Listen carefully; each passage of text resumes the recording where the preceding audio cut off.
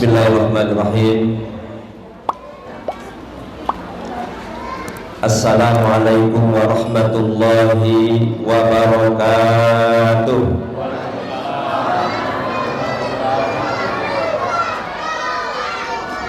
Ibu-ibu kurang kencang jawabnya. Yang paling kencang jawabnya, yang paling ikhlas, saya doakan bulan depan berangkat umroh. Assalamualaikum warahmatullahi wabarakatuh.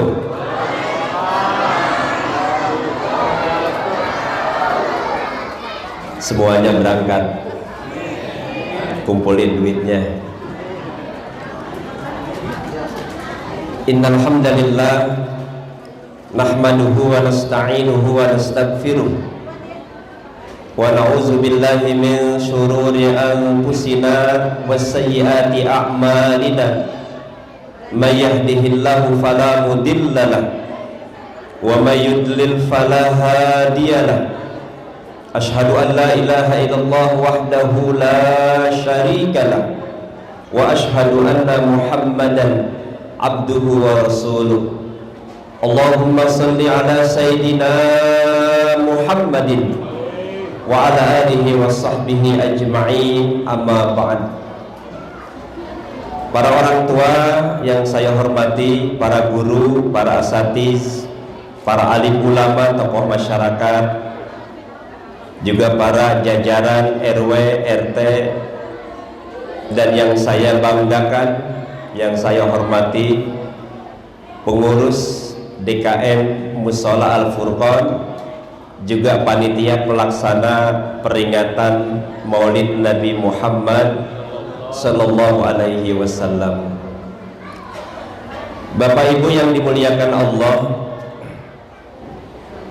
menceritakan akhlak Nabi dalam waktu yang singkat ini tidak mungkin.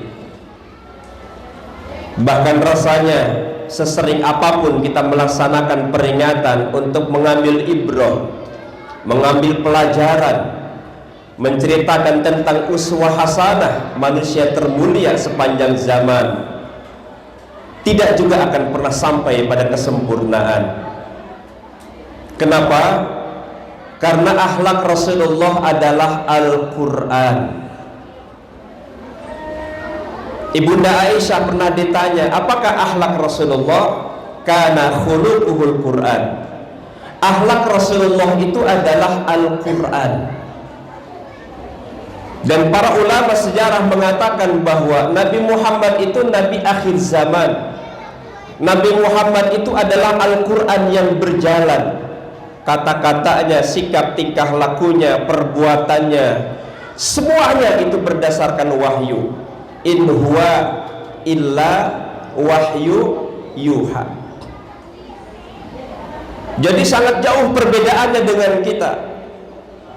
Kalau Rasulullah adalah Al-Quran yang berjalan, kita cuma jalan-jalan bawa Quran. Alhamdulillah Quran masih dibawa jalan-jalan. Bu, ibu punya tas. Tas itu dibawa pengajian, besok dibawa kondangan, besok dibawa ke pasar. Itu Quran enggak diletakkan, tetap ada di tas.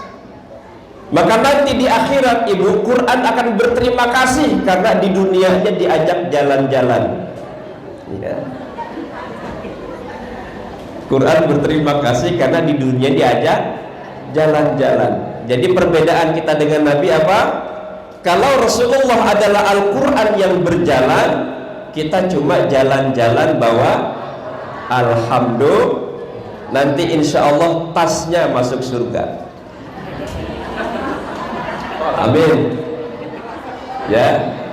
Terus orangnya gimana Ustadz? Ya pasti nanti orangnya ditarik sama tas.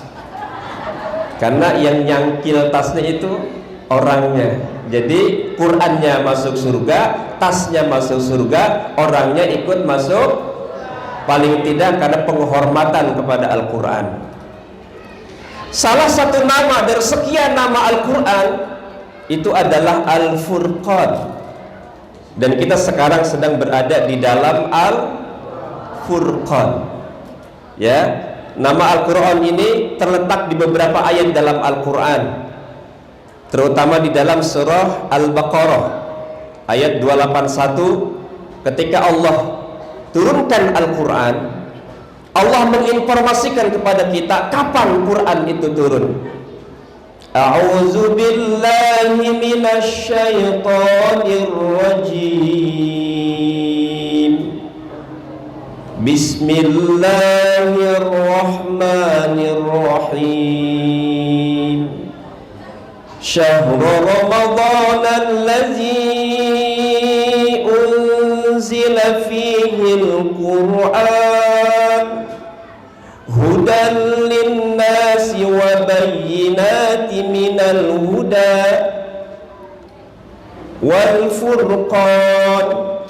Ini ayat kalau Ramadan selalu dikaji sama Ustadz, tapi kita bukan mengkaji Ramadannya, tetapi kita mengkaji kalimat terakhir dari ayat ini, bahwa satu di antara sekian banyak nama Al-Quran itu adalah Al-Furqan. Apa namanya Al-Furqan? Apa artinya Al-Furqan? Pembeda antara yang hak dengan yang batil. Ada yang mengatakan Al-Furqan itu adalah pembeda antara yang halal dengan yang haram. Apa nama lain dari Al-Quran? Banyak.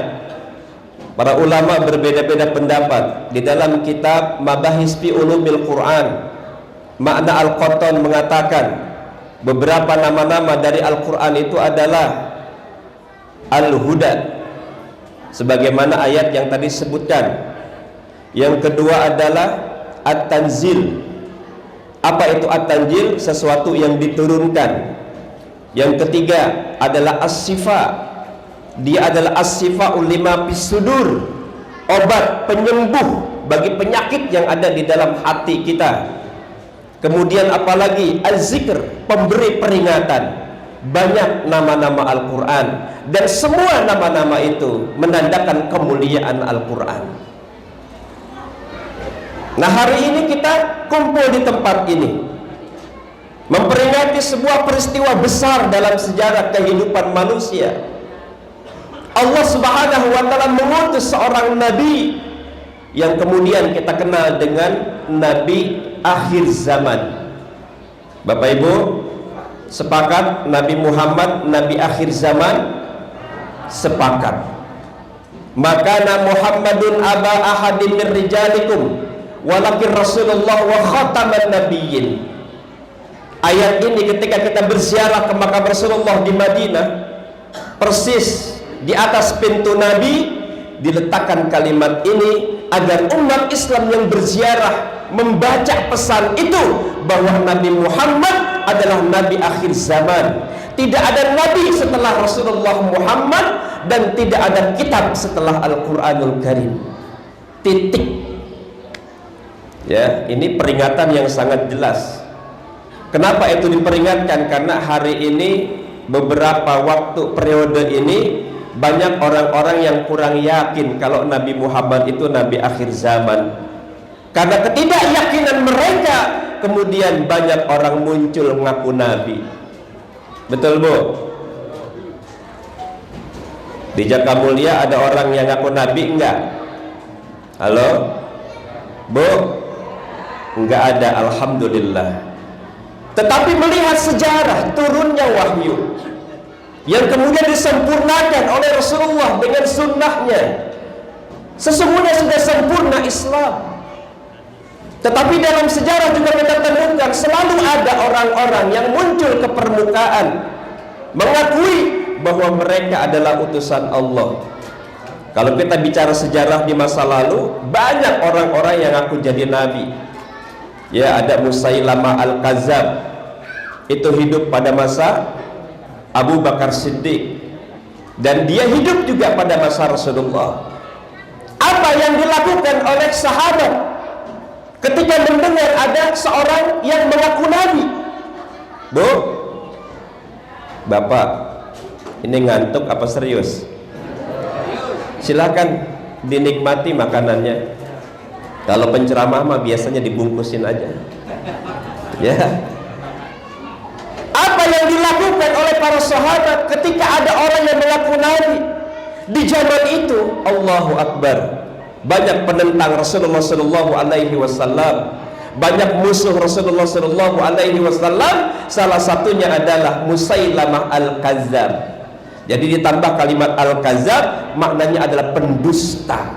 Di zaman itu ketika Nabi masih ada orang yang ngaku jadi Nabi, sahabat tidak merundingkan kepada sahabat yang lain.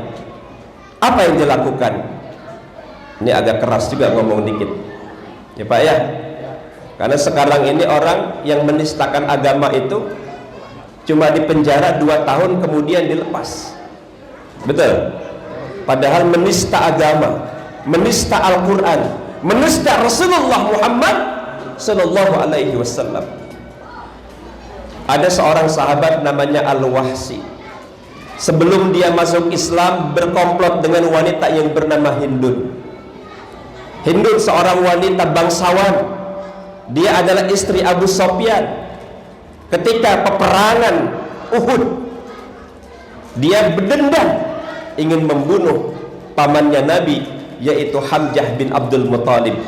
Kenapa dia dendam kepada Hamzah bin Abdul Muttalib? Pada saat peperangan Badar, keluarga Hindun dibunuh oleh Hamzah bin Abdul Muttalib.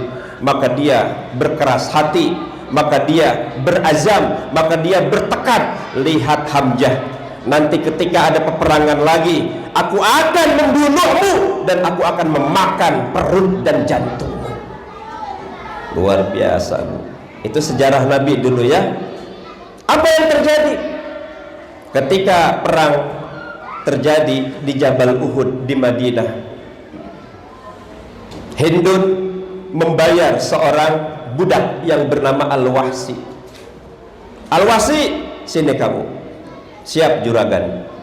Al-Wahsi jadi budak, badannya kekar, hitam, ya kan? Kamu punya kemampuan dengan tombakmu itu.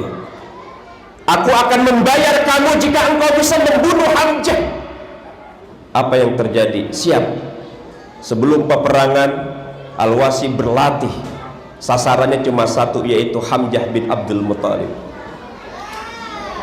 Ketika terjadi peperangan itu, qadarullah, Hamzah memang gugur di tangan Al-Wahsi. Tombaknya menghunjam ke dasar kolbunya, dan setelah dia terkapar, Hindun datang membawa pisau, memerintahkan Al-Wahsi untuk membelah perutnya.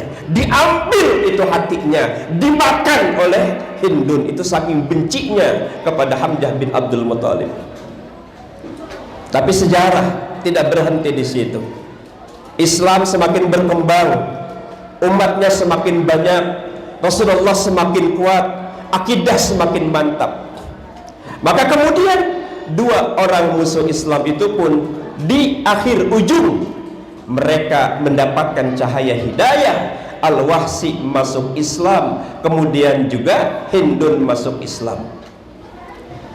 Apa yang terjadi Bapak Ibu sekalian? Ketika mereka sudah masuk Islam, ada orang yang mengaku jadi nabi namanya Musailamah.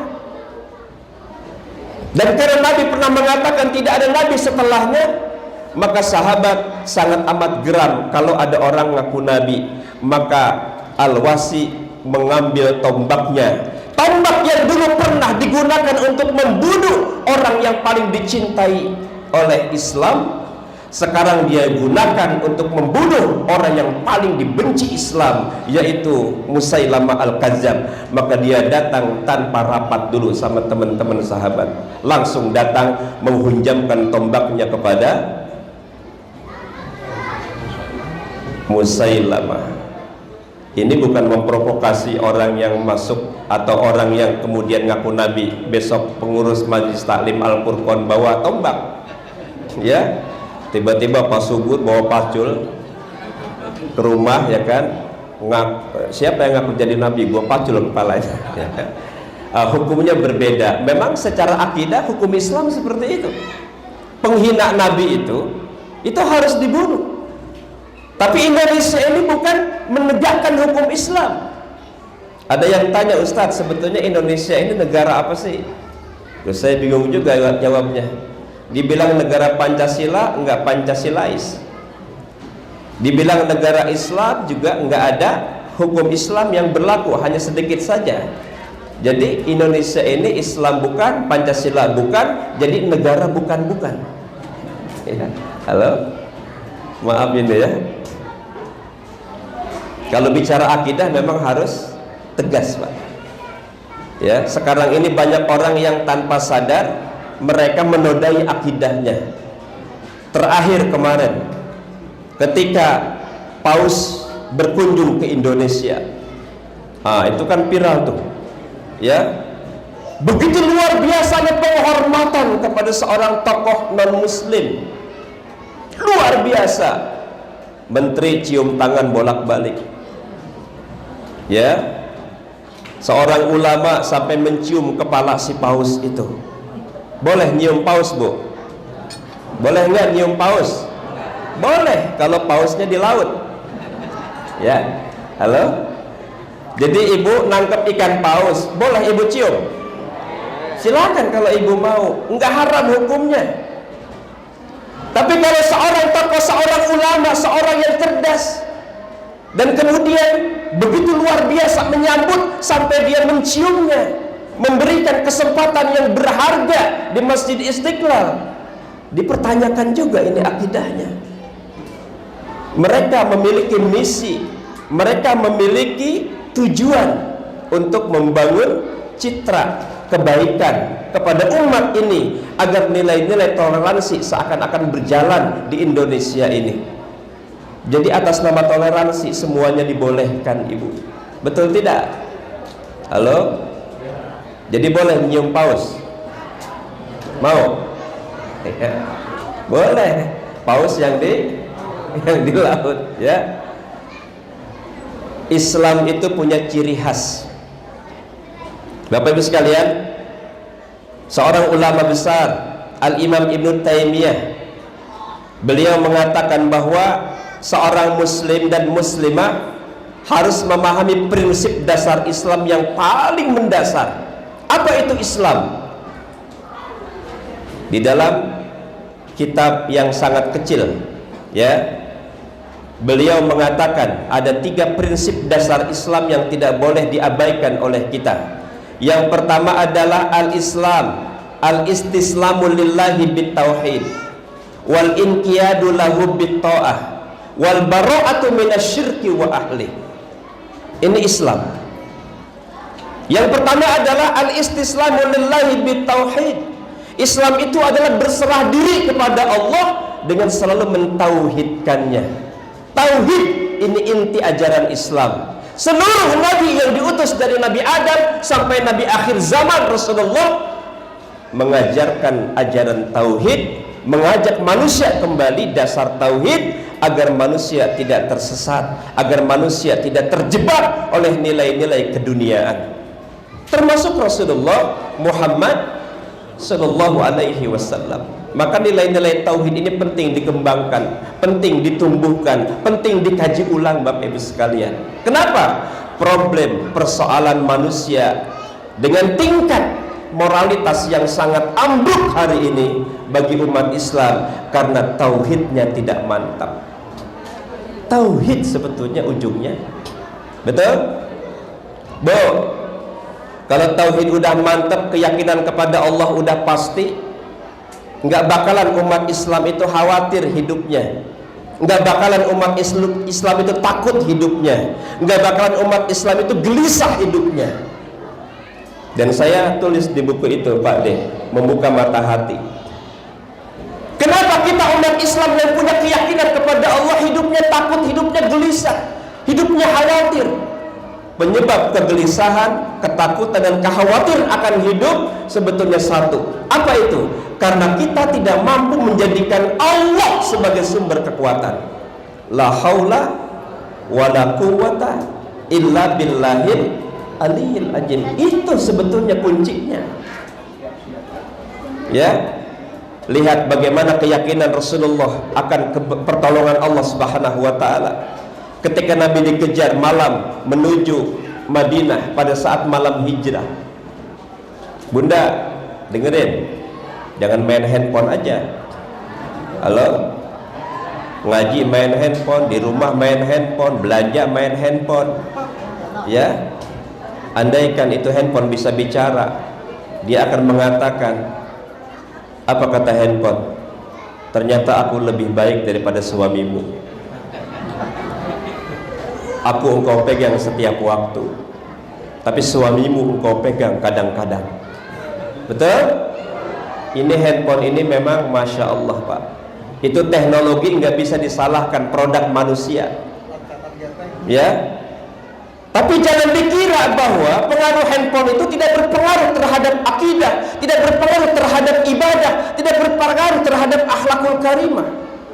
Kita punya anak 3 Pak, semua punya kamar masing-masing. Mau berangkat sekolah pegang handphone, pulang sekolah masuk kamar lihat handphone, sampai nggak ada komunikasi di rumah karena semuanya aktif melihat handphone. Betul? Ya, handphone bapak, ibu memang agak takut kalau melihat handphone bapak. Bukan takut dimarahi, takut ngelihat yang macam-macam. Betul? Bu, kalau bapak pulang kerja naruh handphone dibalik, ya depannya, itu ada kecenderungan, ada rahasia di dalam handphone itu. Sebab khawatir ketika dia berbunyi dan kemudian ada yang telepon, ada namanya di situ.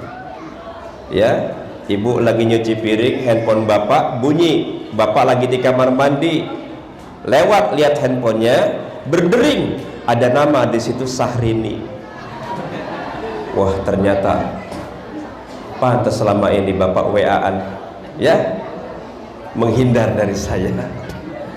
Ini handphone ini luar biasa. Saya pernah punya pengalaman Pak, sampai berantem sama bini. Bu, dulu tahun 2012 saya diminta oleh teman-teman ormas di kota Bekasi itu untuk jadi wakil wali kota Bekasi. Woi dengerin, gini-gini juga mantan wakil wali kota Bekasi nggak jadi. Nah ini Ustadz Imron Nasution, salah satu timnya, beliau yang maksa-maksa saya jadi wakil wali kota. Namanya juga wakil wali kota, orang selalu melihatnya penuh kelebihan. Ya, orang nilai kita punya duit, orang nilai kita hebat. Termasuk banyak para relawan datang kepada saya untuk membantu. Ya, ibu-ibu, gadis-gadis, tim relawan banyak masuk ke handphone saya. Tiba-tiba Bapak Ibu sekalian, malam-malam saya baru pulang, tiba-tiba dia WA, itu si gadis, salah satu relawan, manggilnya bukan Ustadz, bukan Pak Wakil, manggilnya Abang. Assalamualaikum Bang, besok kita ketemu di mana? Ya kan? Pagi-pagi istri saya merengut Bu, diem aja. Kenapa kok nggak ngomong? Dia bilang apa? Kita ketemu di mana Bang? Saya belum paham itu. Maksudnya apa sih? Kita ketemu di mana Bang? Ya kan? Ternyata saya baca handphone ada WA dari salah satu relawan. Dia mau tanya besok itu kampanyenya di mana? Ya kan? Tapi dia tulis kita mau ketemu di mana Bang? Itu rupanya yang buat ibu marah. Bu, makanya kalau bapak namain teman perempuan itu jangan nama perempuannya. Misalnya namanya Sahrini, bapak tulis itu Sarmun, ya kan? Jadi ibu nggak tahu, ya. Ini ngajarin bapak saya jadinya. Baik, kita kembali ke persoalan awal tadi. Jamaah rahimakumullah. Yang pertama, Islam itu adalah an-istislamun lillahi bitauhid. Islam itu berserah diri kepada Allah dengan selalu mentauhidkannya. Ya, Ainda keliling dulu ini belum diajak, tapi nggak apa-apa, nanti yang kedua. Ya, padahal pesan tadi panitia, Ustadz nanti tolong sampaikan terkait tentang pendanaan. Udah sekarang aja deh keluarin yang banyak. Isi tas itu dikeluarin semua Bu. Insya Allah kita akan mau membangun kembali ya. Mudah-mudahan panitia dimudahkan oleh Allah Subhanahu Wa Taala. Memang jujur Bapak Ibu, menjadi pengurus masjid, menjadi pengurus mushola, menjadi pengurus RW RT itu enggak terlalu ringan Pak RW, berat. Ya, itu pekerja sosial Pak RW. Soknya banyak, sialnya juga banyak. Ya. Baik. Tauhid ini yang perlu kita kembangkan, ini yang perlu kita sempurnakan. Dan ajaran Rasulullah SAW yang paling inti itu adalah tauhid. Ketika Nabi mendeklarasikan dirinya dengan kalimat innama bu'istu liutammima makarimal akhlak, sesungguhnya aku diutus oleh Allah untuk menyempurnakan akhlak. Yang dimaksud dengan akhlak itu adalah tauhid. Maka lihat dalam beberapa ayat Al-Quran, salah satunya adalah surah 62, surah Al-Jumu'ah 62. Tugas Nabi di dalam ayat itu jelas. Ya, huwallazi ba'asa fil ummiyina rasulan minhum yatslu alaihim ayatihi wa yuzakkihim wa yuallimuhumul kitaba wal hikmah wa in kanu min qablu lafi dhalalim mubin. Ini ayat merupakan satu rangkaian, di dalamnya ada pesan dari Allah terkait tentang fungsi diutusnya Rasulullah Muhammad sallallahu alaihi wasallam. Jadi kalau nama Nabi Muhammad kita harus baca sholawat. Apa sih sholawat Bu? Bu, sholawat itu apa sih artinya? Halo? Ini nggak tahu apa pura-pura lupa? Sholawat apa itu Pak artinya? Halo? Kita suka baca sholawat, diperintahkan oleh Allah baca salawat. Innallaha wa malaikatahu yusholluna 'alan nabi ya ayyuhallazina amanu shallu alaihi wa sallimu taslima.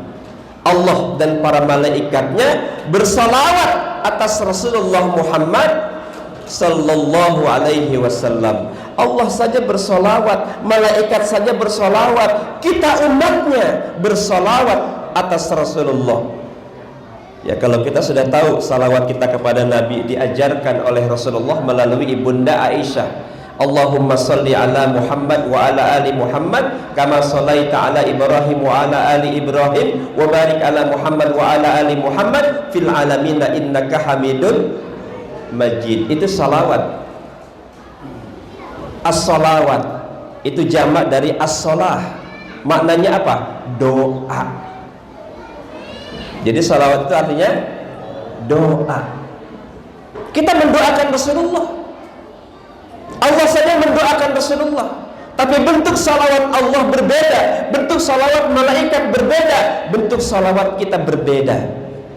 Al-Imam Ibnu Katsir rahimahullah mengatakan salawatnya Allah atas Rasulullah itu adalah Allah selalu memberikan rahmah, kasih sayang, baik pada saat Nabi Muhammad masih hidup atau juga pada saat beliau sudah meninggal. Rahmah kasih sayang Allah mengalir terus kepada baginda Rasulullah Muhammad.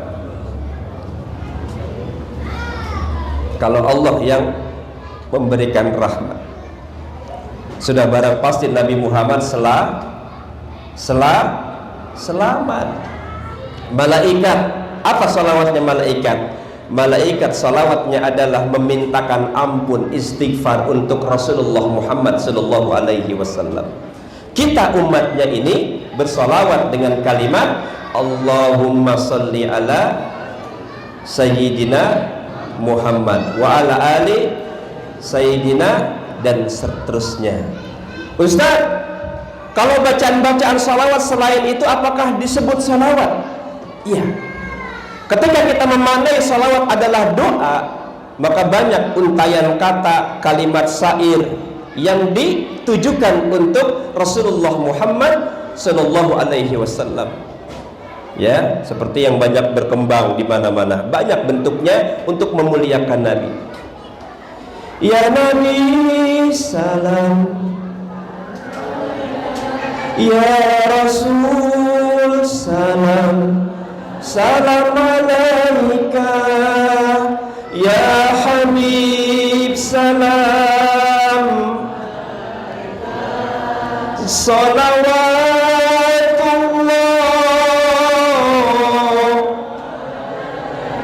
Ayo bareng-barang semua. Ya Nabi salam alaika ya Rasul, salam salam alaika ya Habib, salam alaika.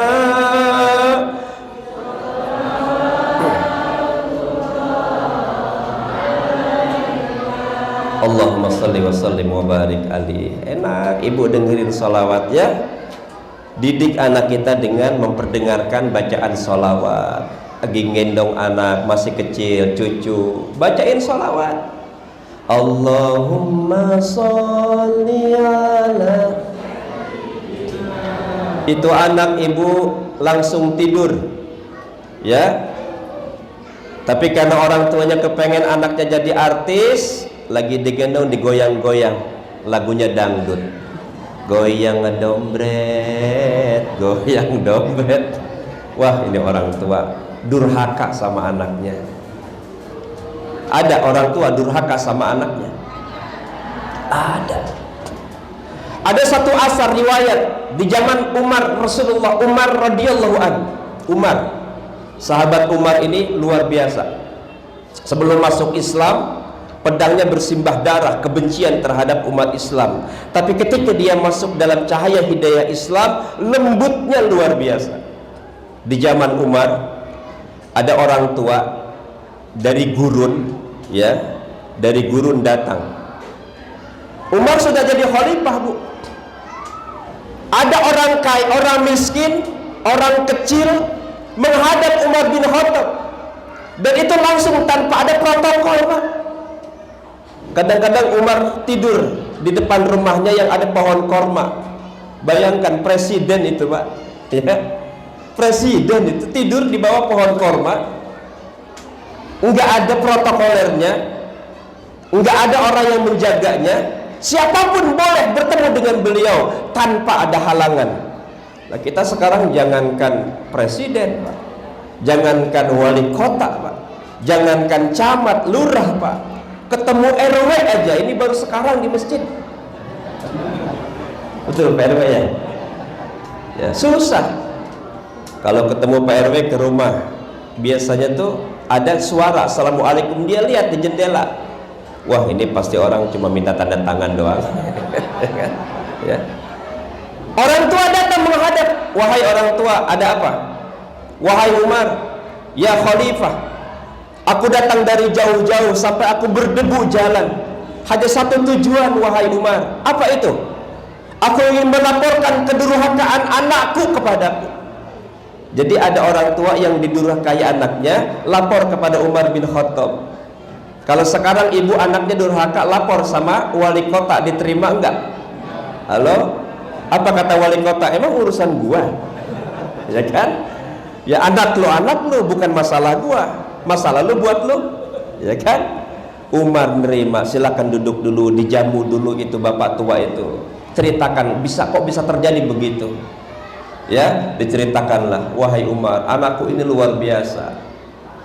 Kayaknya dia nggak ada bakti-baktinya sama aku. Maka Umar menyuruh anak buahnya, perintahkan agar anak itu datang menghadapku. Maka anak buahnya Umar datang mengambil anak itu. Datang anak muda itu. Dia masuk ke wilayah lingkaran Umar bin Khattab. Tidak pernah terlihat rasa takut. Biasa-biasa aja. Umar marah kepada anak itu. Hai anak muda, betul ini orang tua ente? Ya, ini bahasa Umarnya orang Betawi kali ya. Ini orang tua ente nih. Betul, wahai khalifah. Orang tua ente cerita, ente itu durhaka sama dia. Wahai khalifah, sebelum aku mengakui kedurhakaanku kepada orang tuaku, aku ingin bertanya kepadamu. Silahkan. Bagaimana ketika orang tua tidak pernah mengajarkan Al-Quran kepada anaknya? Bagaimana kalau orang tua tidak pernah mengajarkan sholat kepada anaknya? Bagaimana kalau orang tua tidak pernah mengajarkan kebaikan kepada anaknya? Apakah orang tua juga bisa durhaka sama anaknya? Apa kata Umar? Orang tua yang tidak pernah mengenalkan Rasulullah, yang tidak pernah mengenalkan Al-Quran, yang tidak pernah mengajarkan Al-Quran kepada anaknya, maka sungguh dia telah mendurhakai anaknya sebelum anaknya mendurhakainya. Tunggu tuh. Jadi durhaka orang tua kalau dia punya kemampuan tinggal di dekat musola tapi anaknya nggak disuruh ngaji. Tapi kalau dia bisa ngaji, dia ngajar, bagus. Ini udah nggak bisa ngaji, anaknya nggak disuruh ngaji. Udah jangan ngaji, bapak aja nggak ngaji, rezekinya lancar. Durhaka sama anak, Bu. Jadi jangan salahkan anak kalau durhaka sama orang tua. Kenapa? Karena orang tua juga bisa melakukan durhaka sama anak dengan kita tidak mengajarkan Quran. Tadi kita udah bangga tuh dengar panitia TPA semakin banyak, jamaahnya semakin banyak, anak-anak kita semakin banyak. Nah, karena jamaah TPA-nya anak-anak semakin banyak, tolong ditambahin transport ustazahnya. Halo? Setuju? Yang sekarang 5 juta jadi 15 juta sebulan. Masya Allah Bunda, Quran itu mahal Bunda. Betul? Sampai Nabi mengatakan khairukum man ta'allamal Quran wa 'allamah. Sebaik-baik orang di antara kalian adalah orang yang belajar Al-Quran dan mengajarkan Al-Quran. Kenapa? Karena ilmu Al-Quran adalah ilmu yang terbaik di antara sekian banyak ilmu dalam kehidupan ini. Makanya bersyukur ada ustadz tadi yang membacakan Al-Quran dengan suara yang sangat merdu. Masya Allah ya, saya sangat merinding dengernya tadi. Nggak tahu karena saya belum tidur apa karena memang merenungkan ayat itu ya. Luar biasa. Surah Al-Ahzab ayat 21. Kita mulai mendengar dengan kalimat syahdu. Laqad kana lakum fi rasulillahi uswatun hasanah. Enak gak suara saya? Berarti tambahin amplopnya.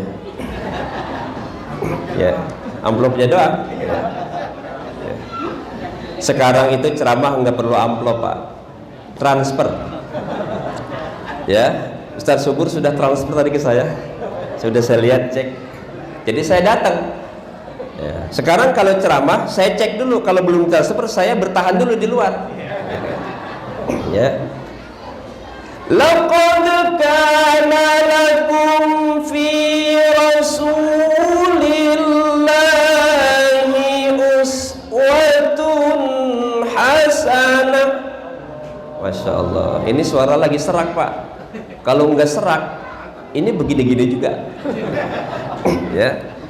Tadi beliau membaca ada kalimat yang berbeda tuh. Ada laqad kana lakum fi rasulillahi uswatun hasanah, ada kalimat iswatun. Wah, ini bingung ini Ustaz Subur. Ustaz, perlu dijelasin nih. Ya. Ternyata subhanallah Ibu, kalau kita membahas Al-Quran itu lebih detail, lebih dalam, lebih agung lagi, ada di dalam Al-Quran itu disebut dengan ilmu qiraat. Ada dalam Al-Quran itu ilmu qiraatus sab'ah, imam ketujuh. Ternyata bacaan Quran itu memang berbeda-beda. Ya. Jadi kalau ada orang yang membaca Al-Quran dengan nada yang berbeda, tidak sesuai dengan apa yang kita baca, jangan kita salahin dulu. Ada kemungkinan Ustadz tadi membaca Al-Quran dengan qiraah imam yang berbeda dari yang satunya. Dalam Quran itu ada istilah imalah. Imalah itu bacaan condong miring Pak. Ketika kita bertemu ya sukun di akhir kalimat, maka boleh kita baca kalimat itu dengan kalimat yang berbeda. Contoh, Bismillahirrahmanirrahim wamur. Tulisannya dalam Al-Quran itu ya, di atasnya ada alif kecil, harusnya dibaca ro, tapi boleh dibaca re, jadi majreha. Kenapa? Karena ada ya sukun yang memungkinkan boleh dibaca dengan cara imalah. Tapi imalah bukan hanya satu ini dalam Quran. Kita temukan banyak ayat dalam Al-Quran. Contoh, Wadduha wal-laili idza saja ma wadda'aka rabbuka wa ma qala. Ini standar bacaan. Tiba-tiba baca seorang imam, bapak di depan, di belakang jadi makmum. Bismillahirrahmanirrahim. Setelah Al-Fatihah, wadduha wal-laili idza saja ma wadda'aka rabbuka wa ma qala. Halo? Kok begitu Ustaz? Tanya guru kita tadi yang baca. Betul Ustaz ya? Ya, saya pernah belajar Ustaz seetik. Beliau dari Sukabumi, Masya Allah. Jauh sekali ini koridor ya. Saya kebayangkan ini berapa ongkosnya ya. Ya. Dijemput Ustaz tadi enggak? Oh, ditransfer juga. Ya, saya ya enggak dijemput, pulang enggak diantar. Jalan langsung. Saya enggak pernah mau dijemput Bu kalau acara beginian, biar saya datang sendiri. Jangan ngerepotin panitia. Biar dana jemputan itu ditambah ke amplop saja. Ya. Wadduha wal-laili idza saja ma wadda'aka rabbuka wa ma qala. Wah, ini kayaknya Ustaz orang Betawi ini. Tidak, ya. Kita sekarang ini baru hanya membahas Al-Quran yang dasar saja, tahsin saja, tajwid saja, panjang pendeknya itu bagus. Tapi kalau sudah memahami panjang pendeknya, makharijul hurufnya, tingkatkan pengetahuan kita tentang qiraatus sab'ah. Banyak sekali. Alhamdulillahi rabbil alamin, Ar-Rahmanir Rahim, Maliki yaumiddin, Iyyaka na'budu wa iyyaka nasta'in, Ihdinas siratal mustaqim, siratal ladzina an'amta 'alaihim, ghairil maghdubi 'alaihim waladdallin. Nah, riwayat imam apa itu? Bukan Imam Samudra. Ya. Ini kajiannya memang harus khusus Ustaz ya. Khusus. Saya dulu belajar di perguruan tinggi ilmu Al-Quran dan sempat juga belajar dengan qari internasional Ustadz Muammar Z.A. Ya, beliau dulu di PT EKI walaupun enggak lulus tapi sudah kadung jadi qari internasional. Luar biasa. Jadi Quran ini Masya Allah Pak, tidak ada orang, tidak ada tempat yang disentuh oleh Al-Quran maka dia akan menjadi mulia. Apapun yang disentuh Quran mulia Pak. Mekah kota yang biadab, masyarakatnya disebut jahiliyah, Quran turun ke Mekah, Mekah menjadi mulia. Betul? Malaikat Jibril menurunkan Al-Quran, membawa Al-Quran atas perintah Allah kepada Rasulullah. Tidak ada malaikat yang lebih mulia daripada malaikat Jibril. Kenapa? Malaikat Jibril membawa Al-Quran kepada Rasulullah. Yang disentuh Al-Quran menjadi mulia. Maka jangan pernah remehkan Al-Quran. Satu huruf yang kita baca dari Al-Quran itu 10 kebaikan. 10 kebaikan. Bahkan Rasulullah mengatakan, orang yang belajar Al-Quran dengan cara membata-bata, terbata-bata membacanya. Kita membaca Quran, belajar terbata-bata Bu, itu dapat 2 pahala Bu. Terbata-bata dapat 2 pahala. Gimana 100 bata? Halo? Ya. Betul. Terbata-bata dapat 2 pahala, apalagi 100, apalagi 1 terbata. Jadi rumah, ya kan? Quran itu luar biasa. Tidak ada seorang pun yang disentuh Al-Quran itu pasti mulia, pasti. Maka lafalkan lidahmu sesuai dengan kemampuanmu membaca Al-Quran. Iqra'ul Quran fa innahu ya'ti yaumal qiyamah syafi'an li ashabi.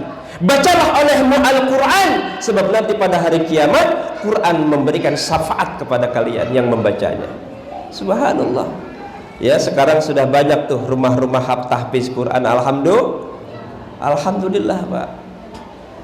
Indonesia ini lebih banyak rumah tahfiz Quran daripada Mekah Madinah. Indonesia ini lebih banyak majelis taklim daripada di Madinah. Indonesia lebih banyak mushola masjid daripada di Mekah dan Madinah. Indonesia paling banyak pesantrennya, paling banyak pendidikan Qurannya, paling banyak lembaga pendidikan Islamnya, paling banyak perguruan tingginya. Indonesia. Ya, walaupun di sana itu nggak ada mushola, Pak. Di sana itu di Mekah Madinah atau di Arab Saudi itu nggak dapat temukan musola, sebab tempat yang kecil pun itu disebut masjid. Kok di Indonesia ada perbedaan, Ustadz? Saya juga nggak tahu dari mana awalnya. Apa sih perbedaan masjid dengan musola? Secara kalimat memang berbeda, tapi fungsinya sama. Ya, masjid itu maknanya tempat sujud, musola tempat sholat, ya kan? Ya, sama enggak fungsinya? Cuma hukum masjid itu memang beda dengan hukum musola. Musola disamakan dengan surau, betul ya Pak ya? Musola disamakan dengan langgar. Di Betawi itu dulu ada langgar, Pak. Makanya dulu banyak orang Betawi yang boleh melanggar sholat. Ya. Tahu langgar, Bu?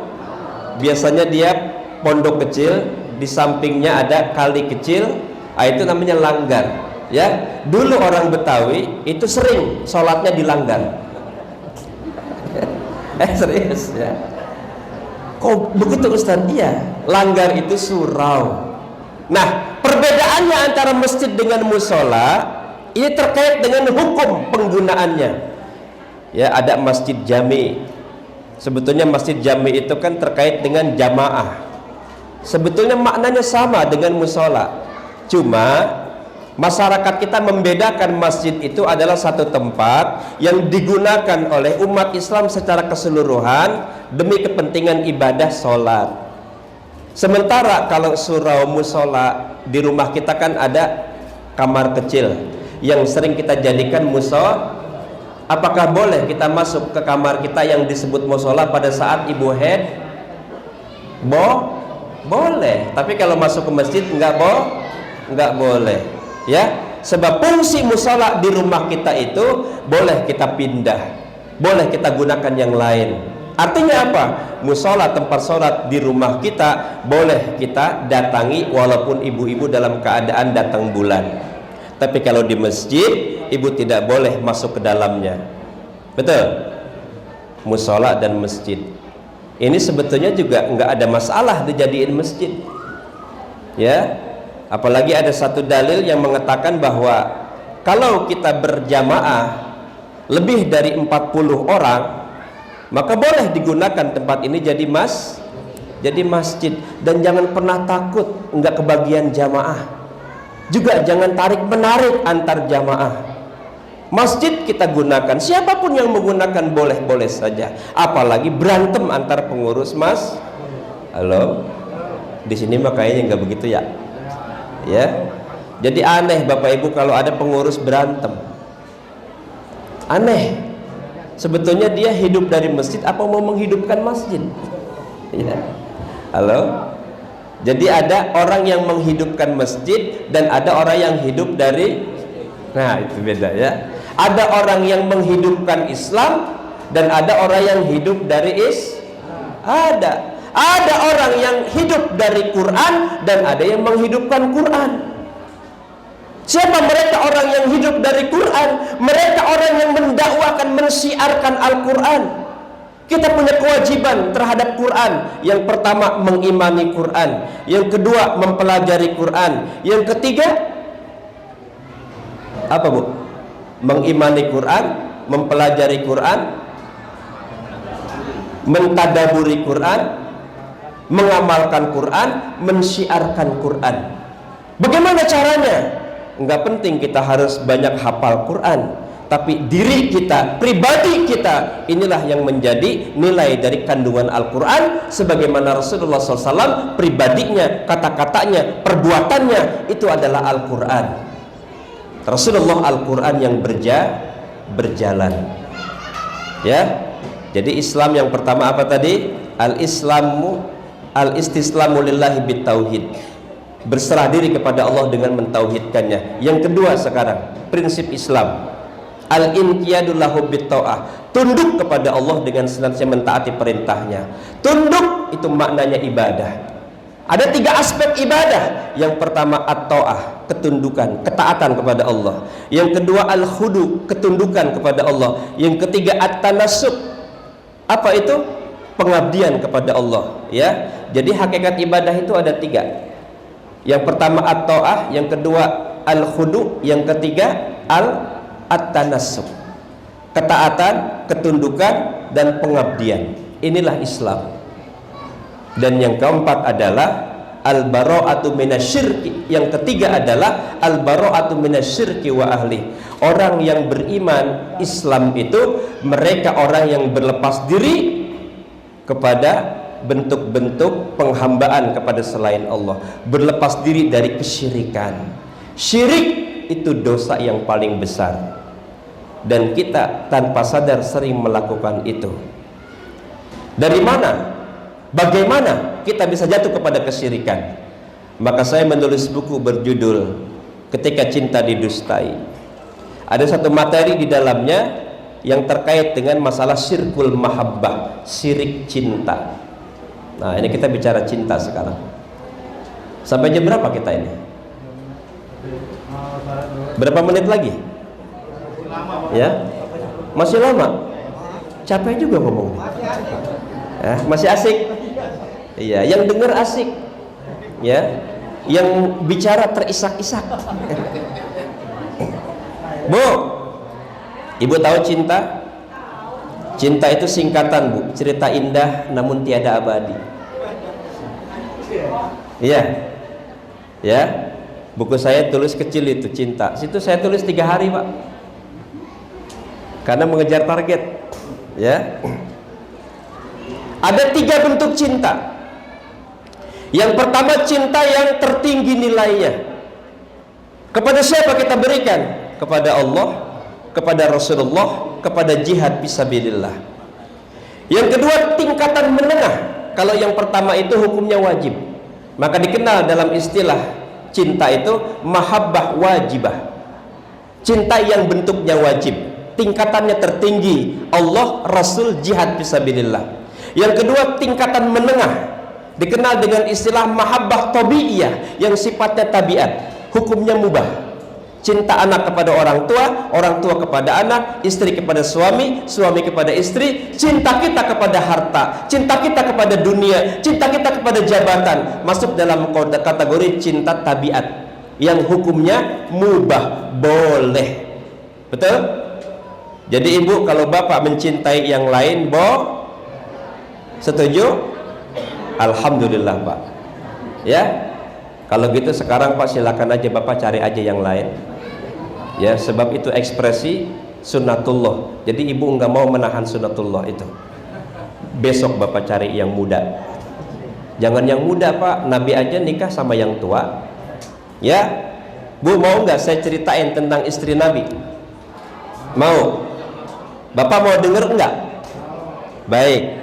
Ini saya ceritain nih, mudah-mudahan nanti ada kesimpulan. Istri Nabi itu ada berapa orang, Bu? Ya, Imam Ibnu Hisam di dalam tarikhnya mengatakan Rasulullah menikahi wanita 11 orang. Tapi ketika beliau meninggal, istrinya enggak 11. Bahkan kemudian ada satu ayat di dalam Al-Quran yang memerintahkan kita untuk menikah dengan porsi 4 aja. Ya, ini bapak-bapak ayatnya kayaknya hafal semua nih, ya kan? Betul tidak? Fankihu ma taba lakum minan nisa masna. Inilah sebetulnya, Bu, ayat Quran yang memerintahkan nikah itu ini sebetulnya. Jadi kalau kita dapat undangan, kemudian ada ayat di situ, apa ayatnya? Wa min ayatihi an khalaqalakum min anfusikum azwajan litaskunu ilaiha wa ja'ala bainakum mawaddatan wa rahmah inna fi dzalika laayatil liqaumin yatafakkarun. Itu bukan ayat tentang pernikahan, tetapi itu ayat berkaitan dengan kekuasaan Allah. Ayat pernikahan itu adalah fankihu ma taba lakum minan nisa masna wa sulasa wa ruba. Maka besok Bapak buat undangan, ayat itu yang diletakkan. Nikahilah olehmu wanita-wanita yang kamu sukai 4, 3 sampai 7. Itu ayat pernikahan. Yang tadi itu bukan ayat pernikahan. Serius ini. Ya, saya buka-buka Ustadz terkait tentang kronologis ayat itu, asbabun nuzulnya. Ini bukan ayat pernikahan ini. Walaupun di dalamnya ada konsep kebahagiaan dalam unsur pernikahan. Apa itu? Ya, yang pertama sakinah, yang kedua mawaddah, yang ketiga rahmah. Itu juga salah satu unsur kebahagiaan, tapi bukan perintah nikah. Yang memerintahkan nikah langsung fi'il amar, fi'il perintah adalah fankihu, nikahilah olehmu. Fi'il amar. Wanita-wanita yang kamu sukai 2, 3 sampai. Ibu beriman nggak kepada ayat ini?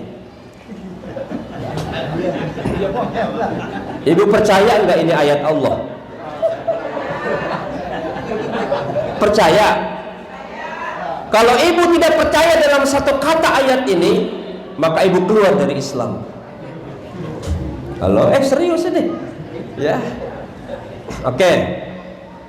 Nabi ketika dia menikahi seorang wanita janda, namanya Ibunda Khadijah binti Khuwailid bin Ja'far. Khadijah seorang wanita bangsawan, kaya luar biasa. Kaya, Bu. Saya juga lagi jadi Khadijah ini. Ya. Belum dapat. Kemarin ada Khadijah, Ibu. Ya, cuma nggak punya kekayaan. Saya tolaklah. Yang pertama, Nabi menikah pada usia 20. Nabi usia 25 tahun ya? 25 kan? Khadijah pada saat itu usia 40 tahun. Jadi jarak usia antara Nabi dengan Ibunda Khadijah cukup jauh, Ibu. Dan Bapak tolong dicatat, selama Rasulullah menikah dengan Ibunda Khadijah, Rasulullah tidak menikah lagi atau belum menikah lagi dengan wanita-wanita manapun. 3 tahun baru setelah Khadijah meninggal, Rasulullah menikahi seorang wanita bernama Saudah binti Jum'ah. Berapa usia Saudah? Dinikahi Nabi pada saat itu 70 tahun. Iya. Jadi kalau yang pertama itu belum meninggal, jangan nikah lagi. Maka tunggu ibu meninggal dulu. Serius ini. Baca sejarahnya begitu. Ya. Besok bilang kalau bapak mau nikah, Pak, emang nggak dengar kemarin Ustadz ngomong, kalau bapak mau menikah lagi, tunggu ibu meninggal dulu. Nah besok bapak datang ke saya kasih ilmunya bagaimana supaya ibu cepat meninggal. Waduh, repot itu ya. Rasul menikah dengan Ibunda Khadijah, tidak menikah, belum menikah dengan wanita lain. Artinya apa? Masih sendiri, masih satu, Ibu. 3 tahun setelah itu Nabi menikahi Saudah binti Jum'ah. Tujuannya apa kok menikahi Saudah yang usianya sudah tua? Saudah masuk Islam, ditekan, diintimidasi oleh keluarganya karena dia masuk Islam. Kemudian dia ngadu kepada Rasulullah. Ya, Rasulullah kemudian merasa iba, daripada ini satu keluar dari Islam, mendingan aku nikahi. Maka Saudah dinikahi oleh Rasulullah Shallallahu Alaihi Wasallam. Jadi kalau bapak ingin menikah yang kedua, pertama tunggu istri meninggal dulu, yang kedua nikahin yang nenek-nenek. Setuju ya? Bapak setuju nggak? Halo? Serius ini hadirin. Saya bukan main-main, ini baca sejarah. Ya. Bapak mau nikahin janda usia 70 tahun? Berarti memang karena nafsu ibu bapak itu.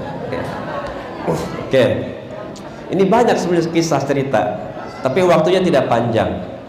Ya. Cinta yang pertama mahabbah wajibah kepada Allah, kepada Rasul, kepada jihad. Cinta yang kedua mahabbah tabiiyah, antar sesama manusia, antar sesama makhluk. Kita mencintai harta, jabatan, kekuasaan pada prinsipnya dalam Islam tidak dilarang, boleh. Cuma jangan sampai cinta kita jatuh kepada tingkatan yang rendah, yaitu tingkatan yang ketiga, mahabbah syirkiyah, cinta yang mengandung kesyirikan. Jangan dikira bahwa cinta tidak mengandung kesyirikan. Ketika ibu mencintai bapak berlebihan, melebihi cinta ibu kepada Allah. Ketika kita mencintai harta berlebihan, melebihi cinta kita kepada Allah. Ketika kita mencintai jabatan berlebihan, melebihi cinta kita kepada Allah, maka saat itu kita terkena sirkul mahabbah, syirik dalam cinta kita kepada Allah Subhanahu wa taala, dan tanpa sadar kita menduakan Allah dalam cinta kita. Halo? Ya. Nah, lebih kalau saya terangin ntar nggak beli buku saya. Ya, udah sampai di situ aja. Ya, jangan juga tanya sama Pak Subur. Pak Subur kan udah baca bukunya, tolong dong jelasin sama kita. Ya, jangan diceritain Pak Subur. Nanti buku saya nggak laku. Ya. Betul Bu? Penyebab datangnya cinta buta, cinta syirik, ya, memang perangkat yang menyebabkan kita tersesat itu banyak. Pandangan mata. Makanya Bunda maaf tolong ya, jangan terlalu tajam memandang saya. Sebab semakin tajam ibu memandang, sangat amat sulit melupakan saya.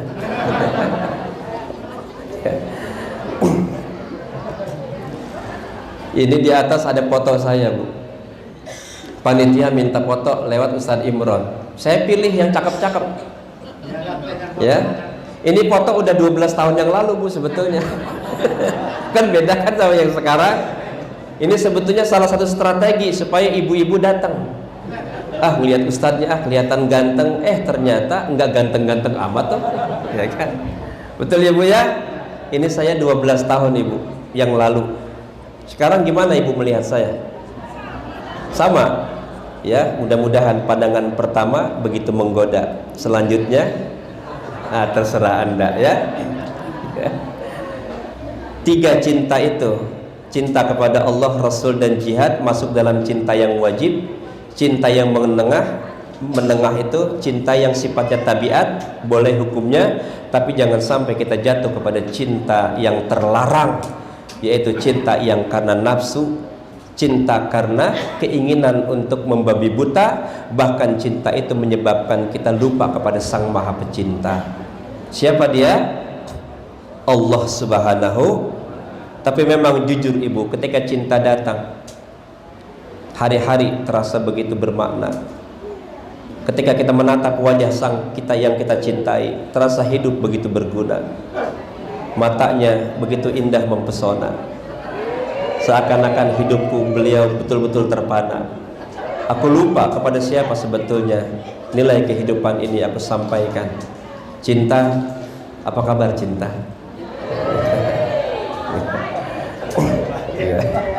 Cuy. Udah capek ngomongnya. Kesimpulan yang terakhir nih kesimpulan nih Pak. Ya.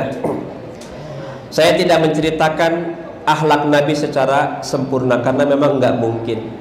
Saya hanya menyampaikan satu di antara sekian banyak pesan Nabi kepada kita umatnya melalui sahabatnya. Banyak sahabat Nabi yang mendapatkan pesan-pesan ketakwaan, pesan-pesan akidah, pesan-pesan akhlak. Ya.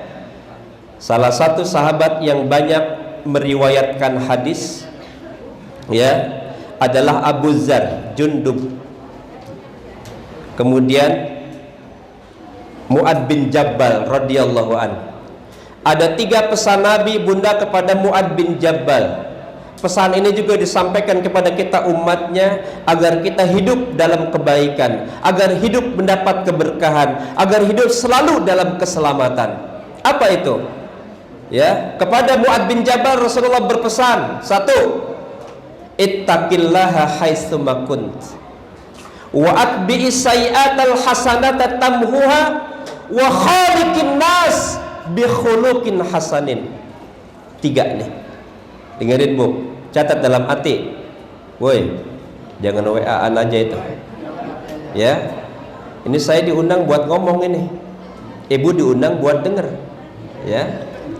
Yang pertama, ittaqillaha haitsuma kunta. Bertakwalah kalian kepada Allah di mana saja kalian berada. Kenapa takwa itu penting? Karena takwa menjadi baju kita, baju pribadi kita, baju kehidupan kita. Orang yang bertakwa kepada Allah di mana saja berada, di masjidkah, di rumahkah, di kantorkah, di jalankah, maka insya Allah mereka akan selamat. Jadi takwa bukan hanya ada pada saat kita taklim, duduk di majelis ilmu. Takwa bukan hanya pada saat kita datang ke masjid, sholat dengan khusyuk. Tapi takwa harus kita implementasikan di dalam kehidupan kita sehari-hari, di rumah kita, di pasar, di teman, di tetangga, di berbagai tempat. Takwa itu harus menjadi lembaga dalam diri kita.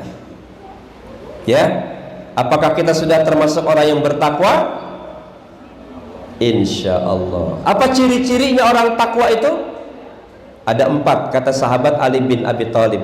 Beliau ditanya, apa ciri orang takwa? Yang pertama, al-khawfu minal jalil. Orang yang bertakwa itu adalah orang yang di hatinya tersimpan rasa takut kepada yang maha jalil, Allah subhanahu. Takut ibu, takut hanya kepada Allah. Ya, makanya ibu, kalau ibu mau ngomongin orang, takut kepada Allah. Sebab apa? Ibu sendiri Allah yang kedua, ibu yang kedua Allah yang ketiga, ibu yang ketiga Allah yang keempat. Jangan pernah merasa aman ketika kita menceritakan aib orang lain. Sebab inna sam'a wal basara wal fu'ad kullu ulaika kana anhu mas'ula. Sesungguhnya penglihatan, pendengaran, kalbu kita kelak akan dimintai pertanggungjawaban di hadapan Allah Subhanahu wa taala.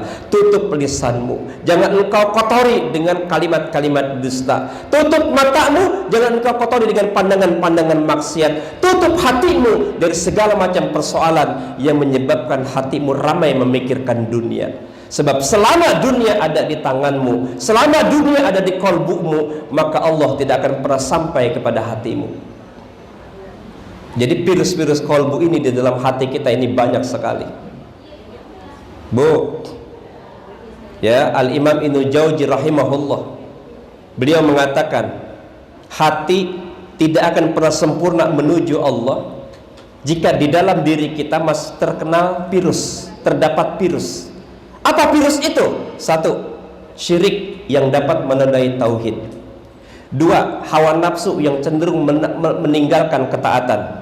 3. Ambisi duniawi yang berlebihan, sebab dia dapat menodai keikhlasan. Dan yang keempat adalah lalai yang dapat menodai zikrullah. Syirik yang dapat menodai tauhid, hawa nafsu yang cenderung melanggar ketaatan, ambisi duniawi berlebihan yang dapat menodai keikhlasan, dan yang keempat adalah lalai, goflah yang dapat menodai zikrullah. Selama hatimu lalai, engkau tidak akan pernah berzikir kepada Allah. Selama hatimu dipenuhi cinta kepada dunia, maka Allah engkau nomor duakan. Dan selama nafsu tidak engkau kendalikan, maka nilai pahala kebaikanmu akan hilang. Dan selama syirik masih menggejala di kolbu kita, maka nilai ketauhidan di dalam kolbu tidak akan pernah sempurna, dan kita tidak sampai kepada Allah Subhanahu wa taala. Ya, kapan waktu insya Allah saya bisa diundang kembali untuk membahas konsep-konsep tazkiyatun nafs. Jadi saya mengisi kajian tazkiyatun nafs di Masjid Agung Al-Barkah itu kurang lebih 10 tahun. Alhamdulillah, itu saya buat konsep pencerahan hati 10 tahun, dan alhamdulillah belum cerah-cerah ya, sampai hari ini ya, nggak cerah-cerah. Kenapa? Tantangan iman ini Masya Allah luar biasa ibu. Kita ini sekarang sedang berperang ibu. Dunia Islam ini sedang mengalami kondisi yang tidak baik-baik saja. Saya sampaikan kemarin di salah satu tempat, ya, tantangan kita ini lebih berat daripada di zaman Nabi. Peperangan yang sedang kita hadapi jauh lebih dahsyat daripada perang Badar, jauh lebih dahsyat daripada perang Uhud, jauh lebih dahsyat daripada perang Khandaq di zaman Rasulullah. Kenapa? Karena kita sekarang perang akidah, perang pemikiran, ghazul fikr. Tanpa sadar sebetulnya sekarang di rumah kita sedang berperang melawan hawa nafsu dengan iman kita di rumah kita. Bagaimana iman akan sempurna kalau setiap hari kita melihat sinetron? Bu, apalagi sekarang sedang marak sinetron Korea. Ya, halo? Ibu taklim jadi enggak jadi, aku enggak taklimnya, tanggung, ini belum kelar sinetronnya. Ibu sedang perang melawan antara iman dan hawa nafsu. Makanya saya sarankan ibu, sebagaimana Rasulullah pernah mengatakan, min husnil islamil mar'i tarkuhu ma la ya'nihi. Salah satu ciri keislaman dan keimanan seseorang meninggalkan apa-apa yang tidak berguna dan tidak bermanfaat bagi agamanya. Ngomongin orang manfaat, tidak, tinggalkan. Betul? Benci manfaat, tidak, tinggalkan. Dendam manfaat, tidak, tinggalkan. Yang manfaat apa? Ketika kebencian datang, dendam muncul, manfaatkan qalbumu untuk memaafkan kesalahan orang lain. Memang berat ibu memaafkan itu. Sama beratnya kita istiqomah dalam iman, dalam Islam. Berat. Ya, istiqomah itu berat. Yang ringan itu istirahat. Ya, ya. Makanya ada satu ayat di dalam Al-Quran, sampai Nabi ditegur oleh para sahabatnya, ya Rasulullah, kenapa kok nampak wajahmu begitu menua, rambutmu sudah beruban? Ada satu ayat di dalam Al-Quran yang Allah memerintahkan kepada beliau untuk istiqomah di dalam beribadah. Beribadah itu berat, Pak. Apalagi di zaman fitnah hari ini. Ya'ti ala nasi zamanun kal qabidi ala jamri, kata Rasulullah. Akan datang kepada manusia di akhir zaman satu saat nanti kepada umat Islam, di mana orang-orang yang istiqomah beribadah, orang-orang yang tegar dalam beriman kepada Allah, seperti menggenggam bara api. Berat beriman kita di hari ini, berat sekali. Ya, sholat subuh berat, Pak. Sholat asar berat, Pak. Sholat asar dan sholat subuh itu menandakan ciri orang yang tidak mau sholat, itu orang munafik, kata Rasulullah SAW. Tapi juga saya bukan nyinggung Bapak, kalau nggak sholat subuh saya jadi munafik, tidak. Mungkin Bapak lagi ada acara, ya, saya tidak menyinggung itu. Tapi indikator itu berat sekali. Kita sudah membangun tempat ini begitu luar biasa. Enggak mudah membangun musola sebesar ini. Betul, Pak? Berat sekali, Pak. Tapi sudah jadi, kenapa kita abaikan? Ya, apa kata Rasulullah? Ahabul bilad ilallah masajiduha. Tempat yang paling dicintai Allah di muka bumi ini adalah masjid. Tempat yang paling dicintai Allah di muka bumi adalah Maka orang yang datang ke masjid, berzikir di masjid, tilawah di masjid, tahajud di masjid, salat di masjid, mereka akan mendapatkan cintanya Allah Subhanahu wa taala. Dan kata Nabi, tempat yang paling dibenci oleh Allah adalah pasar. Makanya ibu jangan sering ke pasar. Sebab bapak jadi nggak suka sama ibu. Halo? Ya, beli cuma gos odol doang, itu ke Matahari. Ya kan? Ke Ramayana. Pak, antar ibu yuk, mau beli apa? Mau beli sabun ke Ramayana. Ya kan, pulangnya jadi bukan berarti saya menyalahkan pasar, tidak, sebab indikasi kesalahan, kecurangan, dosa, kemaksiatan itu lebih banyak di tempat keramaian yang namanya pasar. Ya, yang kedua, kata Rasulullah, maukah kalian aku informasikan, aku sampaikan, ya, taman-taman surga yang ada di muka bumi ini? Sahabat nanya, ya Rasul, emang ada taman surga di dunia? Apa kata Nabi? Raudhah min riyadil jannah. Taman-taman surga yang ada di dunia adalah majalisul ilm, majlis-majlis ilmu, di mana engkau duduk di dalamnya, engkau datang mendengarkannya, engkau mengamalkan apa yang disampaikannya. Itulah majlis-majlis yang menjadi bagian dari taman-taman surga di dunia. Selain yang pertama adalah di Raudhah sana. Di mana Raudhah? Di Madinah. Mudah-mudahan nanti kita berangkat umroh bareng-bareng. Ya, ternyata ibu, saya sudah berulang kali berangkat, saya baru tahu kalau umroh itu ternyata gratis. Serius? Tawaf nggak bayar, Bu. Sa'i nggak bayar. Masuk Masjidil Haram nggak bayar. Gratis kan? Betul. Yang bayar cuma pesawatnya, hotel, sama makan. Jadi umrohnya gratis. Serius, Pak? Ya. Umroh gratis ternyata. Masuk masjid nggak bayar, tawaf nggak bayar. Kan umroh itu kan cuma rangkaian dari niat, ihram, tawaf, sa'i, tahallul. Nggak bayar semuanya. Halo? Yang bayar itu pesawatnya, yang bayar itu hotelnya, yang bayar itu makan bisnya. Jadi yang membuat mahal itu sebetulnya bukan umrohnya. Ibu tergantung mau di hotel yang mana, mau pesawat apa, mau makannya yang bagaimana, itu yang buat mahal. Tapi ada satu doa yang jika ibu baca setiap hari, insya Allah dalam waktu yang tidak lama ibu bisa berangkat. Ini ibu-ibu aja Pak yang saya ajarin, sebab ibu-ibu yang ngumpulin duit. Bu, mau saya ajarin doanya? Bismillahirrahmanirrahim. Allahumma paksain.